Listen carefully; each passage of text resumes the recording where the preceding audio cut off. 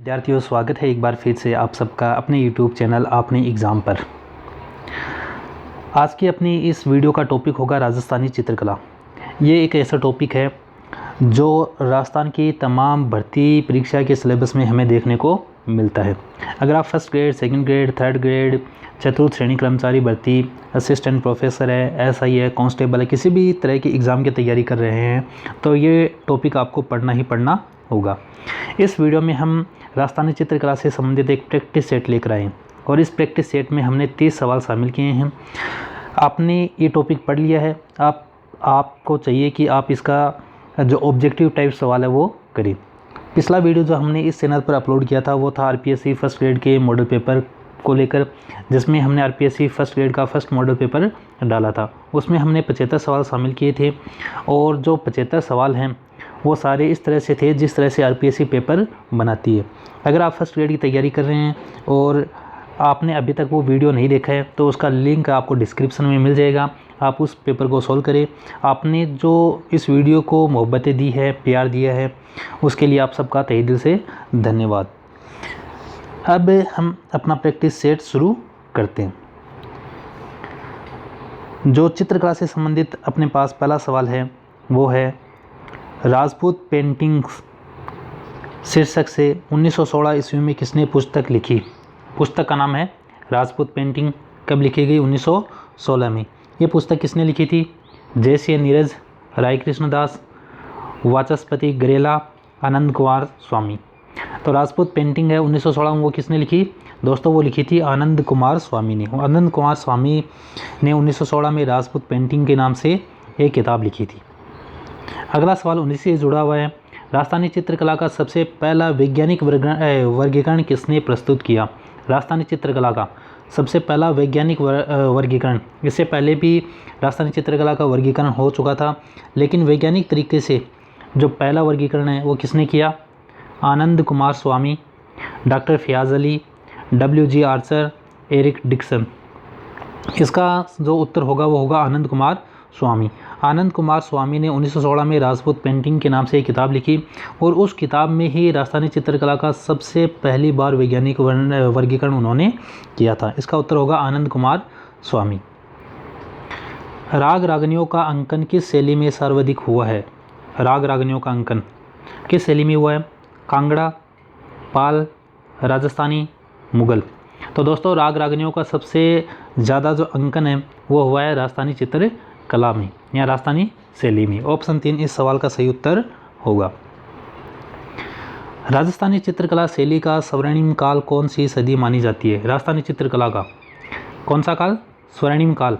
स्वर्णिम काल उस काल को कहते हैं जिसमें उस चीज़ की सबसे ज़्यादा उन्नति हुई है। हम यहाँ पर पढ़ रहे हैं चित्रकला, तो चित्रकला का स्वर्णिम काल कौन सी सदी को माना जाता है? 15वीं सदी, 16वीं सदी, 17वीं सदी या फिर 18वीं सदी। तो दोस्तों राजस्थानी चित्रकला शैली का स्वर्णिम काल कौन सी सदी को माना जाता है? यह माना जाता है 17वीं सदी को। और जो ऑप्शन 3 है 17वीं सदी, वो इस प्रश्न का सही उत्तर होगा। निम्न में से किसका चित्रण कपड़े पर नहीं किया जाता? चित्रण अलग अलग चीज़ों पर किया जाता है। कौन सा चित्रण है जो कपड़े पर नहीं किया जाता? फड़, परिपत्र, पिछवाई, पानी। तो दोस्तों इनमें से कौन सी चीज़ है जिसका चित्रण कपड़े पर नहीं होता? वो है पानी। पानी का चित्रण है वो जो पन्ने होते हैं, कागज़ होता है उस पर होता है। बाकी के फड़ है, परिपत्र है, पिछवाई है, इनका चित्रांकन कपड़े पर किया जाता है। सवाल नंबर 6, प्रसिद्ध चित्रकार साहिबुद्दीन चित्रकला की किस शैली से संबंधित है? साहिबुद्दीन है, ये राजस्थान के इतिहास का एक प्रसिद्ध चित्रकार रहा है। इसका संबंध किस शैली से है? अलवर, मेवाड़, मारवाड़ या फिर ढूंढाड़। तो दोस्तों साहिबुद्दीन का संबंध वो किस चित्र शैली से है? वो है मेवाड़ चित्र शैली से। ऑप्शन 2 इस सवाल का सही उत्तर होगा मेवाड़। कौन सी चित्र शैली गीत गोविंद पर आधारित चित्रों के लिए जानी जाती है? हर चित्र शैली में कुछ खास चित्र चित्रित किए जाते हैं। हमें बताना है कि कौन सी चित्र शैली है जिसमें ज़्यादातर जो चित्र है वो गीत गोविंद पर आधारित है। वो चित्र शैली कौन सी है? मेवाड़, मेवात, किशनगढ़, मारवाड़ा। तो दोस्तों गीत गोविंद पर आधारित चित्र शैली कौन सी है? वो है मेवाड़। ऑप्शन ए इस सवाल का सही उत्तर होगा। साहिबुद्दीन नामक चित्रकार को मेवाड़ के किस शासक का संरक्षण प्राप्त था? साहिबुद्दीन अपने समय का एक बहुत बड़ा चित्रकार था, उसका संबंध मेवाड़ चित्रकला से था। अब हमें बताना है कि मेवाड़ के किस शासक ने उनको संरक्षण दिया था। महाराणा राय सिंह, महाराणा अमर सिंह, महाराणा जगत सिंह प्रथम, महाराणा कुंभा। तो दोस्तों साहिबुद्दीन को जो संरक्षण दिया था, आश्रय दिया था, वो दिया था महाराणा जगत सिंह प्रथम। तो ऑप्शन 3 इस सवाल का सही उत्तर होगा। एग्ज़ाम में इसी तरह के सवाल आते हैं, आप इनको अच्छे से तैयार कर ली। उदयपुर के राजमहल में चितेरों की ओवरी की स्थापना किसने की? उदयपुर के जो राजमहल है वहाँ पर चित्रों के लिए एक स्पेशल महल है जिसे कहते हैं हम चितेरों की ओवरी। तो इसकी स्थापना किसने की? महाराणा उदय सिंह, अमर सिंह, जगत सिंह, जय सिंह। चितेरों की ओवरी की स्थापना है वो की थी महाराणा जगत सिंह ने। जी हाँ दोस्तों, चितेरों की ओवरी की स्थापना उदयपुर के महाराणा जगत सिंह ने की थी। रागमाला किस शैली का प्रसिद्ध चित्र है? ये एक अच्छा सवाल है, बहुत बार एग्जाम में भी पूछा गया। चावंड शैली, नाथद्वारा शैली, देवगढ़ शैली या फिर उदयपुर शैली। इसका उत्तर क्या होगा दोस्तों? इसका उत्तर होगा रागमाला जो चित्र शैली है वो है उदयपुर या मेवाड़ की। ठीक है, मेवाड़ी भी बोल सकते हैं, मेवाड़ शैली भी बोल सकते हैं, उदयपुर शैली भी बोल सकते हैं। रागमाला है वो कई जो शैली है, जैसे अलवर शैली में भी रागमाला का चित्रांकन हुआ है, लेकिन जो फेमस है वो है मेवाड़ का। ठीक है, ऑप्शन 4 इस सवाल का सही उत्तर होगा। चित्रकार निसारुद्दीन और साहिबुद्दीन किस चित्र शैली से संबंधित हैं? ये भी अपने समय के मशहूर चित्रकार हैं निसारुद्दीन और साहिबुद्दीन। किस चित्र शैली से इनका संबंध है? मेवाड़, बीकानेर, बूंदी या फिर जयपुर। निसारुद्दीन और साहिबुद्दीन का संबंध है दोस्तों किससे है?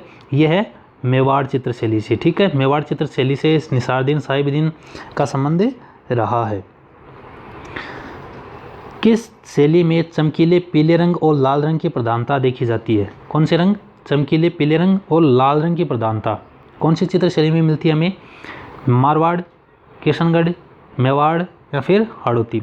तो चमकीले पीले रंग और लाल रंग की प्रधानता है वो हमें देखने को मिलती है मेवाड़ शैली में। तो ऑप्शन 3 इस सवाल का सही उत्तर होगा। फिर सवाल है, हवेली चित्रकला किस शताब्दी की देन है? हवेली चित्रकला है वो राजस्थान में कब पनपी? 17वीं शताब्दी, 20वीं शताब्दी, 18वीं शताब्दी, 19वीं शताब्दी। हवेली चित्रकला वो कौन सी शताब्दी की देन है दोस्तों? ये है 19वीं शताब्दी की। हवेली चित्रकला राजस्थान में 19वीं शताब्दी की देन मानी जाती है। ये भी एक अच्छा सवाल है, आपको याद होना चाहिए। चावंड शैली की चित्रकला किसके शासनकाल में प्रारंभ हुई? चावंड शैली की चित्रकला किसके शासनकाल में प्रारंभ हुई? सांगा, प्रताप, अमर सिंह द्वितीय, राज सिंह। चावंड शैली की चित्रकला का विकास है वो महाराणा प्रताप के समय में शुरू हुआ। किसके समय में? महाराणा प्रताप। उम्मीद है आप सबको ये वीडियो पसंद आ रहा है, सवाल भी अच्छे लग रहे हैं। तो वीडियो को और इस पूरे प्रैक्टिस सेट को आप शुरू से आखिर तक ज़रूर देखिए। महिला चित्रकारों कमला एवं इलायची के नाम किस चित्र शैली से संबंधित है? ये एक अच्छा सवाल है, बहुत बार एग्जाम में पूछा गया है। ज़्यादातर जो चित्रकार है वो है जो हम कह सकते हैं आदमी है, लेकिन कुछ महिलाएं हैं। ज़्यादातर पुरुष चित्रकार के नाम हमने याद किए हैं, लेकिन कुछ महिला चित्रकार भी है जिनमें कमला और इलायची प्रमुख है। ये किस चित्र शैली से संबंधित है? किशनगढ़, अलवर, नाथद्वारा, जोधपुर। कमला और इलायची का संबंध है वो किससे है दोस्तों? इनका संबंध है नाथद्वारा से। किससे है? नाथद्वारा चित्र शैली से। किस क्षेत्र को राजस्थानी चित्रकला का जन्मदाता माना जाता है? राजस्थानी चित्रकला का जन्मदाता किस शैली को माना जाता है? सीधा सा मतलब ये है कि राजस्थानी चित्रकला की शुरुआत है वो कहाँ से हुई? हाड़ौती, मारवाड़, मेवाड़ या फिर ढूंढाड़। तो इस सवाल का सही उत्तर होगा मेवाड़। कहीं कहीं आपको मारवाड़ भी मिल जाएगा, लेकिन जो उत्तर है वो होगा मेवाड़। राजस्थानी चित्रकला का जन्मदाता है वो मेवाड़ को माना जाता है। मेवाड़ यानी उदयपुर के आसपास का इलाका। जोधपुर शैली में लोक गाथाओं का कौन सा प्रेमी युगल सर्वाधिक चित्रित किया गया है? कोई भी चित्र शैली हो वहाँ पर जो लोक गाथाएँ हैं उनका चित्रांकन हुआ है। हमें बताना है कि कौन सी चित्र शैली में प्रेमी युगल सर्वाधिक चित्रित किए गए हैं। ढोला मारू, लैला मजनू, हीर रांझा, उपयुक्त में से कोई नहीं। तो इनमें से कौन सा प्रेमी युगल है जो जोधपुर शैली की लोक गाथाओं में शामिल है जिनका चित्रांकन वहाँ हुआ है जोधपुर में? तो इसका उत्तर होगा ढोला मारू। ढोलामारू का चित्रांकन जोधपुर शैली में प्रमुखता से किया गया है। कौन सी चित्रशैली पंचतंत्र चित्रांकन के लिए भी जानी जाती है? कौन सी चित्रशैली जो पंचतंत्र चित्रांकन के लिए जानी जाती है? बूंदी, मारवाड़, मेवाड़, नाथद्वारा। पंचतंत्र चित्रांकन के लिए जानी जाती है वो चित्रशैली है मारवाड़। हम इसे जोधपुर भी कह सकते हैं। ठीक है, एक ही बात है, जोधपुर चित्रशैली बोल दो, मारवाड़ चित्रशैली बोल दो। राजस्थान की चित्रशैली को मुख्यतः कितने भागों में बांटा गया है? 4 प्रमुख स्कूलों में या भागों में बांटा गया है। किस ग्रंथकार ने अपने ग्रंथों का नाम बीकानेर महाराजा अनूप सिंह के नाम पर रखा था?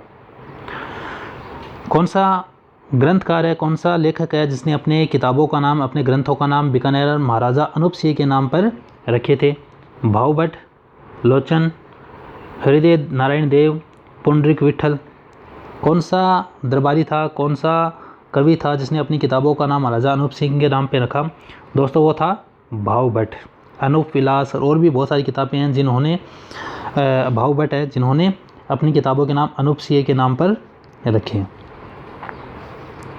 चंदूलाल, मुकुंद, मुन्नालाल किस चित्रशैली के चित्रकार हैं?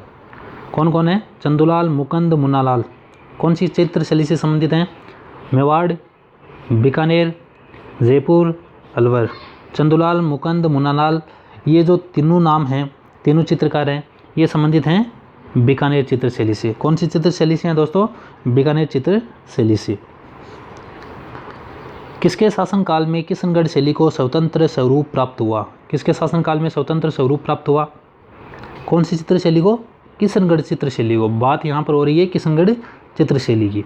राजा किशन सिंह, राजा जगमाल, राजा रूप सिंह, राजा सामंत सिंह, यहाँ सावंत सिंह, एक ही बात है। किशनगढ़ चित्रशैली को स्वतंत्र रूप प्राप्त हुआ था, वो हुआ था राजा सामंत या सावंत सिंह के टाइम में। ठीक है, इनके टाइम में, इनके दौर में किशनगढ़ शैली को एक स्वतंत्र स्वरूप प्राप्त हुआ था। कवि और चित्रकार नागरीदास के रूप में कौन प्रसिद्ध है? एक राजा है जिनको हम नागरीदास के नाम से जानते हैं, वो एक कवि भी थे और चित्रकार भी थे। उनका असल नाम क्या है? कृष्णदेव, राजा सावंत सिंह, वृंदावन दास, राणा कुंभा। नागरीदास के नाम से जो चित्रकार और कवि और राजा प्रसिद्ध हुए उसका सही नाम है वो है राजा सामंत सिंह, जो कि किशनगढ़ के राजा थे। बूंदी शैली, कोटा शैली, झालावाड़ उपशैली राजस्थानी चित्रकला को किस श्रेणी में वर्गीकृत किया गया? राजस्थान चित्रकला को हम मोटे तौर पर 4 क्षेत्रों में, 4 स्कूलों में, 4 श्रेणी में वर्गीकृत कर सकते हैं, जिसमें मेवाड़ है, मारवाड़ है, ढूंढाड़ है और हाड़ौती चित्रशैली है। तो इन 4 चित्रशैलियों में हम इसे बांट सकते हैं। कोटा, बूंदी, झालावाड़ उपशैली कौन सी चित्रशैली का हिस्सा है? Mewar school, Marwar school, Hadoti school या फिर ढूंढाड़ स्कूल। जब हम पढ़ते हैं तो कोटा, बूंदी, बारा, झालावाड़ ये आती है हाड़ौती प्रदेश के अंतर्गत, और यहाँ की जो चित्रशैली है उसे हम कहेंगे हाड़ौती स्कूल या हाड़ौती चित्रशैली। बूंदी महल की रंगशाला क्यों प्रसिद्ध है? बूंदी में जो महल है वहाँ पर एक रंगशाला है, वो क्यों प्रसिद्ध है? मूर्तियों के लिए, भित्ति चित्रों के लिए, स्तंभों के लिए, उक्त में से कोई नहीं।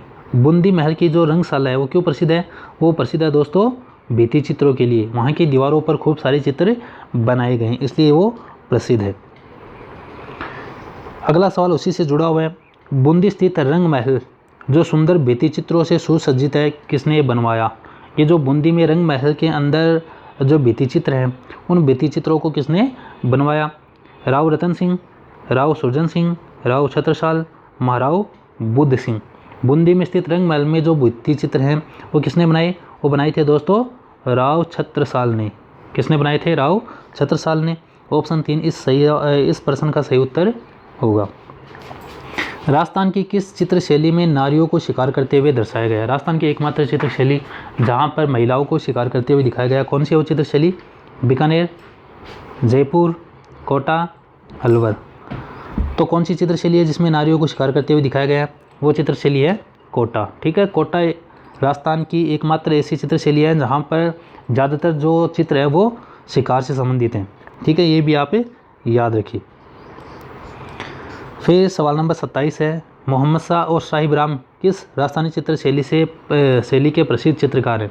हमें बहुत बार ये सवाल पूछे जाते हैं कि चित्रकार का नाम दिया जाता है और चित्र की जो शैली है वो हमसे पूछ ली जाती है कि कौन सी चित्रकला शैली से इनका संबंध है। यहाँ पर पूछा है मोहम्मद शाह और साहिब राम, इनका संबंध किस चित्रकला शैली से है? जयपुर, बूंदी, अलवर, उदयपुर। मोहम्मद शाह और साहिब राम का संबंध है वो दोस्तों जयपुर चित्रकला शैली से। कौन सी है? जयपुर, जैसे हम ढूंढाड़ भी बोल सकते हैं। ढूंढाड़ चित्रकला से इनका संबंध था। चित्रांकन की उनियारा शैली को किस चित्र शैली की उपशैली के रूप में माना जाता है?